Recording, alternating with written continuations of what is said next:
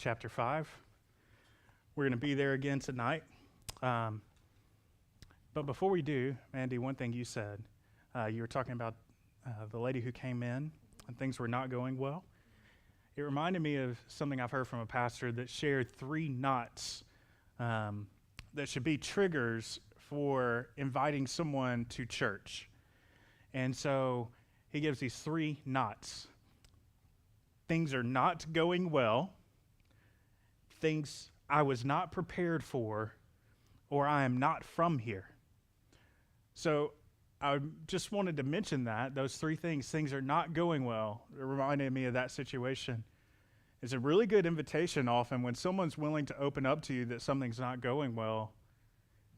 Sometimes God has put someone in your life that you may have been through something and you've seen God's hand in it, how he helps you, how he guided you through it and matured you. And in that moment, he's given you comfort so that you may bring comfort to that person and invite them into the community that helped you through it. So things are not going well. B, it should perk your ears up. Maybe I need to invite this person to my church. Invite them to my small group. Invite them to whatever it is so that they could hopefully receive the same comfort I've received. Things I was not prepared for. So this could be, I'll give you an example right now. I was not prepared for marriage and how hard it can be. And you could say, well, let me tell you about this class that we're doing in my church where we are actually going through how do you have a marriage that lasts and goes through all the difficulties of life. And when you married someone that's not who you thought you were marrying, how do you make it through this? That's a good time. Your ears should perk up. Things I was not prepared for. The third thing is I'm not from here. So I'm not from this area. It's usually a new person. They're coming in. They've got a new job or school, and they're looking for community. I mean, especially coming on the heels of COVID and how isolated people were, I think we've learned to appreciate community, even if we're maybe worse at having community now than we were before. We realize there's kind of this void. So someone says, I'm not from here, should perk your ears up. So the 3 knots. Things are not going well. I was not prepared for. I am not from here. So any of those things you hear, kind of let them perk your ears up. Maybe God's putting this person in my life to invite them into the community I have. But that's a little side. Tonight, we're going to get to Matthew chapter 5. And I'm just going to read the most famous part of this section, starting in verse 3. Blessed are the poor in spirit, for the kingdom of heaven is theirs. Blessed are those who mourn, for they will be comforted. Blessed are the humble, for they will inherit the earth. Blessed are those who hunger and thirst for righteousness, for they will be filled. Blessed are the merciful, for they will be shown mercy. Blessed are the pure in heart, for they will see God. Blessed are the peacemakers, for they will be called sons of God. Blessed are those who are persecuted because of righteousness, for the kingdom of heaven is theirs. You are blessed when they insult you and persecute you and falsely say every kind of evil against you because of me. Be glad and rejoice, because your reward is great in heaven. For that is how they persecuted the prophets who were before you. This passage, as we're going to walk through it tonight, I believe is kind of showing the transition of a person from being a person who is in a fallen world, who is broken, who is bankrupt morally and spiritually, to a person who now can claim the kingdom of heaven as theirs. And what's interesting is the changes that occur through that process. I don't think these are just a bunch of non-connected elements that Jesus is pointing out about godly people. In fact, as we kind of dig into this, it's going to be some of these things are very unflattering things to say about someone.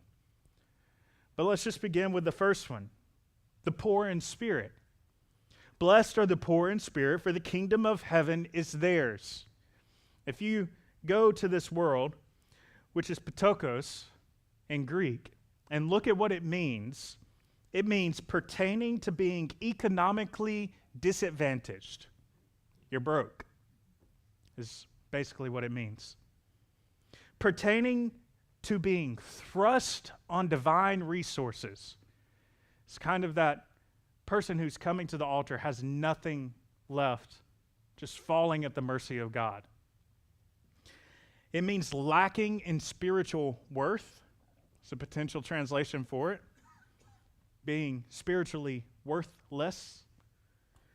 Pertaining to being extremely inferior in quality, miserable, shabby. So if I was asking you, what is a characteristic of someone who can claim the kingdom of heaven as theirs, I don't think your first adjective would be miserable and shabby. And Jesus is saying something that is a stark contrast with the culture he's at. In fact, almost every human culture. When you start to pick your team, if you go to any middle school, any high school, we all know that kid who's the last one picked for every sport. The one who's tall and lanky and looks like a baby giraffe that's just landed right after he's been born, that he tries to pick the dodgeball up and hits himself in the face with it. Like, we know that kid. We've seen him, and we don't choose him. He's miserable, shabby, inferior in quality, disadvantaged. And this is exactly who Jesus is trying to call to mind when he starts this off by saying, this is the type of person who the kingdom of heaven belongs to. Jesus is not the person who goes to the dodgeball court choosing the people who are going to play on his kingdom of heaven team and start saying, you're the strongest and mightiest, I choose you. You come from the wealthiest family, I choose you. In fact, he chooses the person that seems to be the most disadvantaged. Why would that be the case? I don't think it's just arbitrary. And I think Jesus reveals that as he continues on. The next passage is about those who mourn. Blessed are those who mourn, for they will be comforted.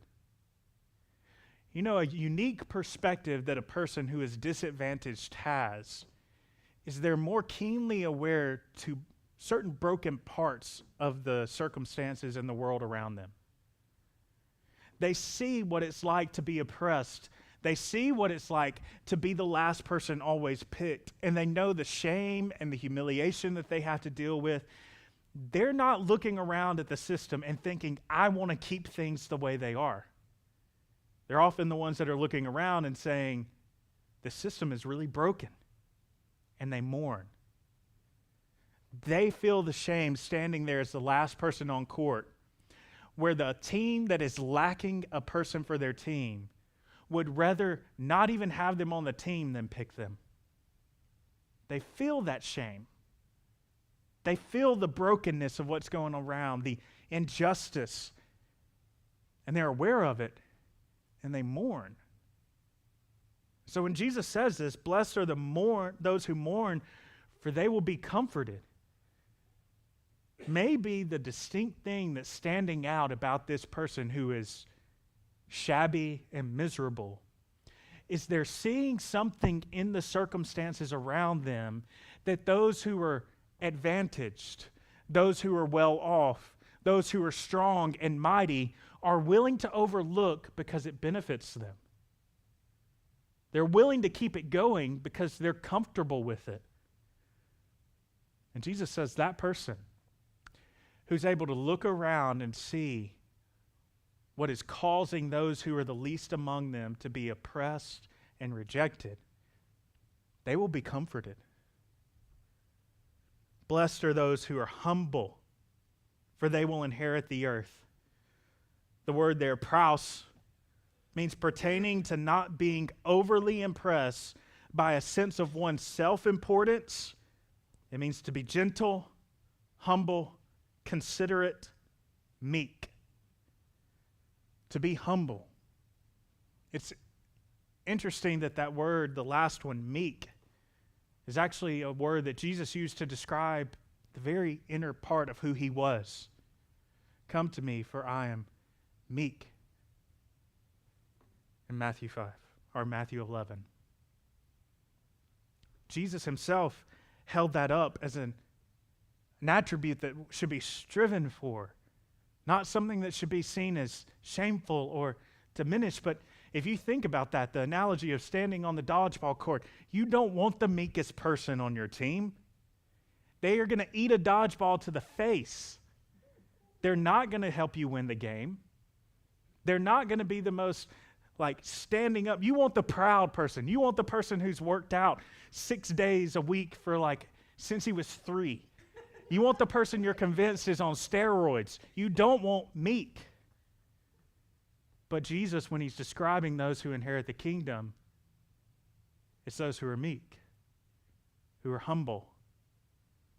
I think this is a continuation of this story Jesus is weaving. It's the person who's rejected, who's bankrupt, who's despised, who's disadvantaged, who sees the brokenness in the world and mourns it. Even if it's for selfish reasons, he mourns it. He sees this is not how this world was intended to be.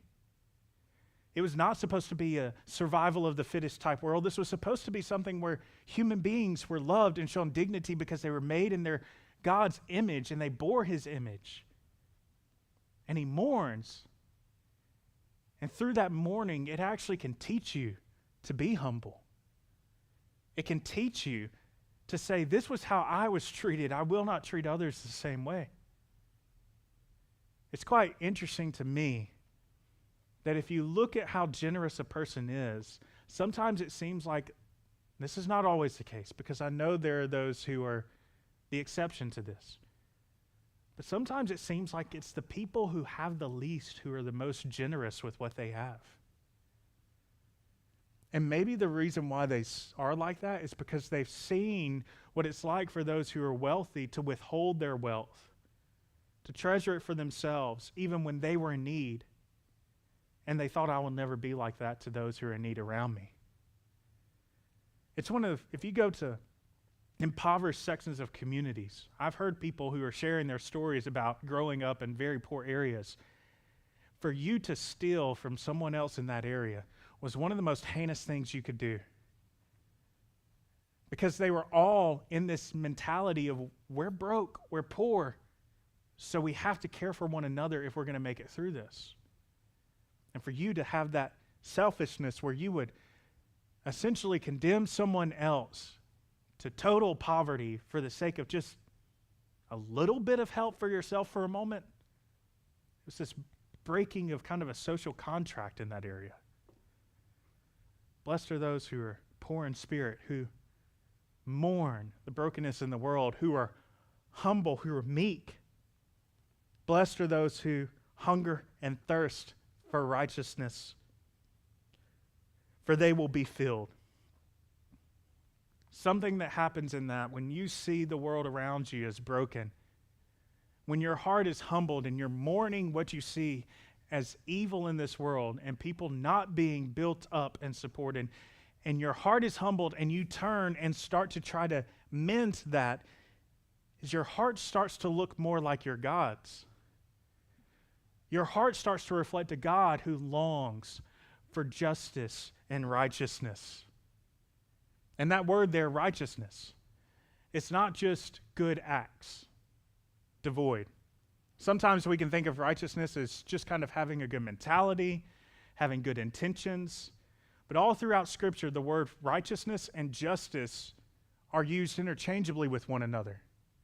Because what was the greatest commandments? To love God, to love neighbor. Righteousness is justice because it is you acting as God would toward his creation. It is you using your abilities, your giftings, your resources to live out the heart of your Father for those around you. Righteousness is not a personal thing just between you and God. In fact, God makes it very clear that if you say you love me, yet you do not love your brother and sister, you are a lie. To be righteous is to be someone who seeks justice, who seeks the way that God has intended things to be a restorer of order, which is what justice is ultimately aimed at. God's justice is not aimed at punishment. We need to get those two things separated. Is it true that God will punish the wicked? Yes, but his heart is to restore order first. His heart is to bring about mending, which is why there is a willingness on God's part not to punish the wicked if he can restore them instead. All of us are sitting in this room as a benefit of that. If God's entire point of his justice was to punish, there would be no Savior. But because his heart is not just about punishment, his heart is about restoring. His heart is about mending. And so for those who are poor in spirit, who are mourning, who are humbled, they seek to be instruments of God's righteousness around them. This is why God even rebuked Israel. In Isaiah 58, God says, "Cry out loudly. Don't hold back. Raise your voice like a trumpet. Tell my people their transgression and the house of Jacob their sins. They seek after me day after day and delight to know my ways. Like a nation that does what is right and does not abandon the justice of their God. They ask me for righteous judgments. They delight in the nearness of God." I think there's some sarcasm in that statement because of what we're about to read. "Why have we fasted, but have not seen you?" This is the voice of Israel crying out now. "We have denied ourselves, but you haven't noticed. God, we did all the fasting you asked us to do. Why aren't you listening to us? Look, you do as you please on the day of your fast. You oppress all your workers. You fast with contention and strife to strike viciously with your fist. You cannot fast as you do today, hoping to make your voice heard on high. Will the fast I choose be like this, a day for a person to deny himself and bow his head like a reed, and to spread out sackcloth and ashes? Will you call this a fast and a day acceptable to the Lord?" Does that sound like someone mourning, which was to put on sackcloth, humbling themselves? "Isn't this the fast I choose?" Listen to this if this doesn't sound like righteousness next. "To break the chains of wickedness," or justice. "To untie the ropes of the yoke, to set the oppressed free, to tear off every yoke. Is it not to share your bread with the hungry, to bring the poor and homeless into your house, to clothe the naked when you see him, and not to ignore your own flesh and blood? Then your light will appear like the dawn, and your recovery will come quickly. Your righteousness will go before you, and the Lord's glory will be your rear guard." It is impossible to separate righteousness with loving those who are suffering because of the brokenness in the world around us. And he continues, "Blessed are the merciful, for they will be shown mercy." What does it mean to be merciful? It means to be concerned about people in their need, merciful, sympathetic, compassionate. After you have endured the brokenness of this world and it has caused you to mourn, you've then been humbled and then realized the way that you were to show your response to this, the only appropriate way, is to become an instrument of mending the world around you, of breaking the chains of those who are oppressed. That's what righteousness is ultimately about us helping to set people free through our actions. Why do we no longer enjoy this sin? It's not just because God said bad. It's because when we enjoy this sin and constantly indulge in it, we're telling people that God's ways aren't truly the way to freedom. That's what we're telling them, even if our mouths aren't saying it. And so we go through this. Blessed are the Merciful, for they will be shown mercy. What's the heart of a person that seeks to bring justice, to bring order and restoration? It's a heart of compassion that says, as God saw me in this brokenness and responded with compassion, so I will respond to those in brokenness around me. I won't leave people there, because that person reminds me of where I was. That person reminds me of how I'm looking at them and saying, I have no desire to be with them or around them, or I don't want to put in the time and effort that it's going to cost me to help serve this person. And I'm sure they're going to take advantage of my grace, and there's going to be times that I'll give them the benefit of the doubt and they'll prove me wrong. But yet God could have said the same thing about me when I was standing on that court, the last person no one else would have chose. But he had mercy, compassion. He responded out of righteousness and justice. Then finally, well, not finally, but next, blessed are the pure in heart, for they will see God. These are the pure in heart. This reminds me very much of what we've been talking about in John, especially this past Sunday. That as we choose to walk in God's ways, we get to know him and to commune with him in a more intimate way. Like two friends who may have just barely known each other at the beginning of a very long journey. But after they've traveled miles and miles and miles, gone through each experience and met challenges and trials and overcome them together, they get to the end of that journey knit together, almost inseparable. And just like how that is with us, with God, he here is reaffirming, blessed are the pure in heart, for they will see God. Not blinding light in some kind of bodily form coming down and seeing it with our eyes. God's not flesh and bone like us, but see God, see the character of God in display around him. See the heart of God as they get to show love for others and see God's heart reflected in it. That's been some of the sweetest times in my life, have been when I did what I knew was right, and at the end of it, could just tell God was with me in that moment. I may have been doing it begrudgingly at the start of it and not wanted to, and yet in that moment, it's like God is speaking to me and saying, do you see me? Do you see this is my heart? You wanted to walk away from this. You didn't want to be a part of this. Yet you finally got to see what my heart is like towards them, and this is what my heart is like towards you. Blessed are the pure in heart, for they will see God. And notice that this comes after righteousness. If we are going to see God, it comes from us walking with him. It comes from us being knit together with him. It doesn't come first.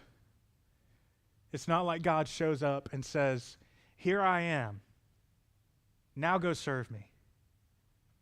He doesn't put everything on display on the front side of it and dump all of this head knowledge into us. So we're not made to learn like that. He made us to commune with him, to walk with him. And as we choose to walk in obedience, as we choose to mourn the brokenness in the world, to humble ourselves before him, as we choose to be pure in heart, undefiled, as we show justice and righteousness to people, as we are merciful ourselves to those who don't deserve it, we see the heart of our God. And then he continues, blessed are the peacemakers, for they will be called sons of God. I had a quote that I'm going to read from this book I talked about 2 weeks ago, What If Jesus Was Serious? The popular perception of peacemakers, perhaps influenced by the world's negative connotation in both politics and counseling, is that of weakness and avoidance. We view peacemakers as people who desire the appearance of serenity by suppressing any visible conflict and who avoid the difficult and costly work of forging real reconciliation. Such people, however, are not peacemakers, they are peace fakers. Avoiding conflict is not the way of God and does not make us his children. The Apostle Paul tells us that God has reconciled to himself all things, making peace by the blood of his cross. Through the cross, we discover God's kind of peacemaking. It is costly and painful. Jesus forged peace, not by denying the presence of evil in the world or by avoiding its power, but by courageously facing it head on. It was a hard-won peace worthy of God's praise. Peacemaking is not avoiding, it's not having fake relationships where we pretend like everything is the same. I'll just point this example out. There can be many times that we think that we should separate ourselves in different groups based on certain allegiances to other things. And I'm going to step on some of our toes. I'm going to step on a lot of people's toes. One of those things is politics. We think that if someone shows up and they're of a different political allegiance than us, they're not one of us. And I'm not saying that a certain political group is more right or more wrong than the other. I'm not interested in trying to debate that at all right now. What I am saying is I've sat in homes of members of this church who are both Republicans and Democrats, and both loved Christ. And what we have here, peacemakers, is sometimes in these culture, in these environments that we create, we can think that the best way to have peace is by avoiding talking about difficult things like politics. Just put it aside. And I'll tell you, what we've seen over the past 6 years, and what we're going to continue to see over this next several years, as politics is something that's just dividing people from themselves, is we don't get through this by avoiding hard conversations. We get through this by being people who walk through this whole process, who see the brokenness in the world, who mourn it, who try to live out righteousness and justice in this, who act with mercy, who are peacemakers, who are willing to have the hard conversations. But it's never so that we can prove the other side is wrong. It's so that we can show each other the wonder of Christ. I genuinely believe, and we're going to talk more about this topic throughout this night. Use the topic of abortion. There's some who will say that no Christian could ever vote for X. And I know that's not true. My brother would be one of those people who many would say is just not a Christian. Here's what I do believe, though. If I win people to Christ, their values, their understanding of justice and mercy is going to start to align more with what Jesus expresses. When someone walks into this door, into this church, we could have someone who walks in and shares none of the normal beliefs that we have in this church. My priority is to show them Christ. Because me telling them, just immediately going to attacking some political party or attacking their position on a specific issue is not going to lead to heart change. There are plenty of people who share every political conviction I have and don't love Jesus. My heart is to make people who love Jesus. And what that's going to mean is it will be messy, it will be costly, it will require hard conversations. But are we going to be peacemakers like Jesus Christ was, who was willing to lay his life down to make peace? Who was willing to be meek and humble himself in how he brought correction? Who never picked up a sword to try to defend himself, instead showed love and compassion and was winsome, and the gospel that he brought changed lives. My goal is not to make Democrats or Republicans. My goal is to make people who love Christ. And if I do that, It's where we're going to have real change. Anyway, blessed are those who are persecuted because of righteousness, for the kingdom of heaven is theirs. People who live like Jesus has just laid out will not be embraced by everyone in this world. They may speak evil of us that is not true. They may try to sideline us and reject us and ridicule us, which I think, just my take in our country, when I've seen the persecution that other people in other nations face, when I have sat in restaurants with missionaries who are serving overseas that have to use coded language to protect themselves while they're in country, where I would have to call them M's. I couldn't say missionary. Because the environment of the country is, if they hear missionary, a normal person in the restaurant heard missionary, they would target this person. And when I've left that country and found out that that very thing was happening to the missionary I was working with, and that he had to get out of country because he had people start asking about him in the city that we were in, I don't think we're persecuted for being Christians. I do think sometimes we can use that a little bit too liberally to talk about being persecuted when someone doesn't like what we're saying. That's a part of what it means to be an American with having the right to speak. Is it's not about everybody liking what you say. It's that you have the right to make it winsome. You have the right to speak it in a way that's compelling. And we have the most compelling message when we truly believe it, when we truly buy into it and we truly live it out. Anytime Christians have, it's been the most compelling thing. That even when they speak evil against the Christians, the people in the community would look around and say, we know we're saying this, but we also know it's not really true of the Christians we know. So what do I have to say about this? Because this is probably the most political message I've had. I'm going to get a little more political. I'm going to use the issue of abortion, because it's been a very hotly debated, very politicized issue in our context.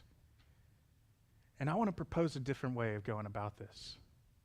Something that I'm bringing up with you guys for us as a church to start thinking and praying through. How do we address this issue? If the most pro-life thing I ever do in my life is vote for a pro-life candidate, I'm not pro-life. How do we as Christians actually help to protect and serve life? Well, I think let's use this passage as a model. Do we see the total lack of ability, it seems like, to address this issue? Are we poor in the spirit of that we just are throwing ourselves on God's divine resources and saying, God, people have tried to address this for so long and we haven't been able to get a foothold? I think that's the posture we have to take, as one of humility before God, and say all of man's best resources have been thrown at this. Billions of dollars have been thrown at this. And still, children are dying by the droves due to abortion. Do we mourn that? Does it grieve our hearts to think of those who are made in God's image, who are suffering unduly because of the brokenness in the world around us? Do we then humble ourselves before Him and just pray and say, God, help us to address this issue? Help us to care for those who are going through this. Help us to care for the victims. Help us to care for the people who are misguided and misunderstanding. God, just help us to address this issue in a way that brings healing. Do we hunger and thirst for righteousness, for justice? Are our hearts stirring within us where we're saying, God, we can't bear that this is going on. Will you ever satisfy us? Will you fix this? Do we have mercy for those who are affected by it? I think that's where two extremes can go on this issue. There can be those who cry out for mercy and no justice. They cry out for mercy and just say, have compassion. And I think that's the error of one side. Have compassion. Just kind of let them do as they want to.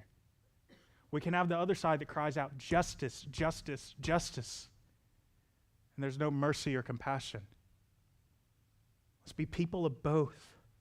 Cry out for justice. Have mercy. Blessed are those who are pure in heart. Are our motives pure in what we're pursuing and what we're trying to do? Is this for the sake of bringing healing and restoration? Blessed are those who are peacemakers. Do you know it's difficult work to walk into the life of a mother who decides to keep her baby, who has no resources, and is going to be demanding of you? Do you know that you're going to have to deal with past broken relationships, and you're going to have to walk into the messy, muddy, messed up life that this child is about to be born in? Are you committed to being a peacemaker in that situation? Not a peace faker, not a give some money and walk away, not a just kind of get them out of my mind. A peacemaker, someone who's walking into these dark situations that says, I will depend on the Spirit of Christ to bring peace in all the brokenness that's before me. I think this is a more helpful way of thinking about it. Now, I bring this up because there's something that I've been in talks with for a couple of months now, and I'm bringing up for our church to start thinking through and processing, how do we be a part of this? You know, just something that will kind of make you maybe mourn even a little more on this. You know, Georgia has the heartbeat bill that was passed. Well, when Roe v. Wade was passed, Ricky Smith, who's the pastor at Calvary, started going around and trying to figure out, how do we now help mothers who decide to keep their babies? So he started talking with pregnancy centers and different people in the area to figure out kind of what's going on as a result. And one of the things that they actually told him was that after the heartbeat bill, abortions increased. And the reason why was because a heartbeat is normally detected at 6 weeks. Mothers, if they're very conscientious about potentially being pregnant, usually are late around 4 weeks or earlier. And about that time, a home pregnancy test will work for you to find out that you're pregnant. There was take a mother, for example, who is impoverished, has a broken home life, who does not have a community around her to support her with this child. She's thinking about the scholarship she just got that's going to help her go to college, and how she's finally going to be able to try to get out of this broken situation she's in. And all of a sudden now she finds out she's pregnant, and it's going to just, her life at that point looks like never escaping this situation she's in. Used to, that mother had weeks, possibly months, to think through whether or not to abort this child. Now, with the heartbeat bill, it's 2 weeks. 2 weeks she has to make that decision. How many of you could figure out all of those problems in your life in 2 weeks? That's the main thought about why abortions are increasing, is because the decision to keep the child's been reduced to a matter of days. Instead of having weeks to think through and process, how do I get this community around me? Who's going to help me with this? How am I going to make it through all this? Instead of having the time for a group of people to say, we want you to keep the child and we're going to help support you to make your still get to go to school. And maybe even in this broken situation, a parent says, I'll raise the child as my own. You don't have to keep the child as your child. You go to college, I'll raise the child. Instead of that, the decision sped up. So what Ricky has found, is that legislation did not fix the problem. And it never will. If we are truly about saving those children, it means mobilizing people to be people who are poor in spirit, who mourn the broken world, who humble themselves, who seek righteousness, who are merciful, who are peacemakers, and who go out and try to help someone in this situation. And so what Calvary is starting to develop, and I've been at 3 meetings now, talking through this, thinking through it, is developing what's called maternity homes. in the area, which are homes for mothers who find out they're pregnant, where they can come and live for the duration of the pregnancy and up to 18 months afterwards. And during that time, helping them with things like getting a GED, getting CNA certifications or other types of technical certifications to help them with finances, teaching them life skills in order for them to support a family and help raise a family in a good situation, providing for entering into the messy parts of this person's life to help them move forward. I bring this to our attention as a church. We have made no decision or commitment on what level of involvement we're going to have. But I bring it up to you because this is what it looks like to be someone who's tackling these issues in our world. And it may be that we have something to do with them. It may be that God opens up an entirely different direction. But I wanted to use a highly charged, highly political example, which is almost never advised of any pastor to ever do in their career, to say God has a way to do this. It's not like he left us without hope and without a template. I mean, he spells it out pretty clearly. It's, are we going to pursue it in that way? The place we start, I believe, is by being poor in spirit, by mourning the situation that exists, and by humbling ourselves to see how we may move forward with this issue. And so I'm going to ask us tonight just to pray over this issue. I've gone a little bit longer than I normally do. It's a very important thing. I want us to start praying as a church. How do we become someone who helps address the real situation? Our goal is not to just say we're pro-life. Our goal is to be pro-life, to live it out, to be people who support and help sustain life.